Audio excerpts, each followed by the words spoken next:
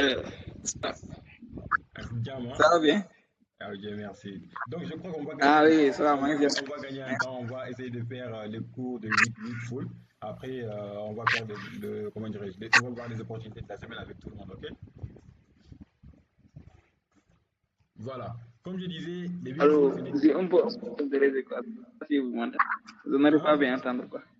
Ah, tu m'entends pas bien. Et maintenant? Est-ce que c'est bon?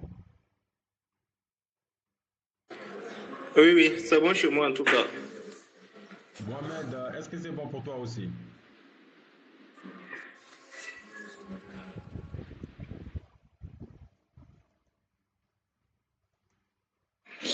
Super, super. Je crois on va débuter. On n'a pas beaucoup de temps. C'est seulement 10 minutes, hein. On a juste 10 minutes. Mohamed, si le son n'est pas bon, essaie de brancher des écouteurs, comme ça va aller, ok? Super. Voilà, je disais, le Big Full, ce n'est pas quelque chose de très très complexe, ce n'est pas quelque chose qui est vraiment bizarre à comprendre. Le Big Full n'est rien d'autre qu'une simple confirmation d'entrée. Par exemple, si vous avez une structure de reverse, j'ai pris des exemples, structure de reverse et continuation.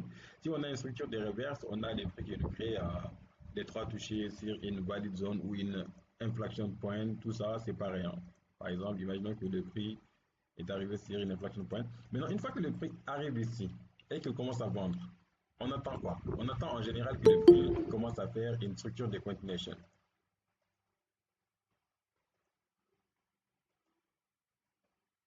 Voilà. On attend à ce que le prix crée une structure de continuation. Maintenant, cette structure de continuation qui va se créer, il y aura une sorte de bougie qui va laisser une petite mèche ici.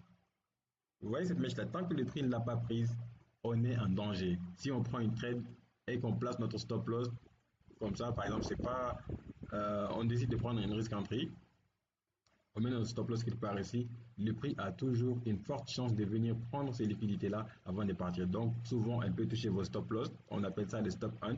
Elle peut toucher vos stop loss et elle décide de partir. C'est pareil aussi pour la vente comme ça. Souvent, le prix, elle crée vos trois touchés. Imaginons qu'on est sur la troisième touchée. Qu'est-ce que le prix a tendance à faire? Elle fait une petite vente, puis elle crée une petite hook point et souvent, elle décide de venir prendre cette liquidité uniquement avant de partir. OK? Il y en a tellement, tellement des exemples que je vais vous montrer que vous allez comprendre facilement. Donc, on va commencer direct par la première. Par exemple, j'ai pris pas mal d'exemples. Par exemple, là, c'est une valide zone. OK? Le prix est arrivé sur cette valide zone-là. Quand elle est venue, qu'est-ce qu'elle crée? Le prix décide de vendre. Quand les prix vont, il y a beaucoup, beaucoup, beaucoup de gens qui vont voir quelque chose. Par exemple, il y a certains qui vont voir cette structure de continuation ici. Le piège qui se cache derrière, c'est quoi? C'est ces briques-là que le prix a laissé ici. Il faudra vraiment que le prix décide de prendre cette brique-là avant qu'elle continue. Voici un autre exemple. Quand le prix a vendu et qu'elle est sortie de ce niveau-là, par exemple, là, il y avait une sorte de liquidité ici. Il fallait vraiment que le prix décide de prendre cette liquidité-là avant de partir. C'est une week full encore. Et après, il y en a eu une autre, il y en a eu une autre. Mais on va voir un exemple sur une setup complète, une setup vraiment concrète. Par exemple, là, si on part sur les M15, qu'est-ce qu'on va voir? Là, c'est sur les M15. Les M15, on voit que le prix, elle crée une possibilité. Elle devrait prendre la masse psychologique, c'est super. Maintenant, vous allez dire que vous avez une entrée ici. Oui, c'est une entrée. Mais est-ce que le prix a pris du week full? On va partir sur le low time frame encore pour voir le M5. Voilà. Par exemple, là, c'est les M5. Après que le prix a effectué ces trois touchés, qu'est-ce qu'elle le fait? Elle décide de prendre de la liquidité sur cette zone-là. Donc, cette petite zone-là, c'est elle qui est responsable de toute cette vente-là. La structure, elle est bonne. Maintenant, tant que le prix n'a pas pris cette liquidité-là, on n'est pas en sécurité. C'est ça qu'on appelle le big fall.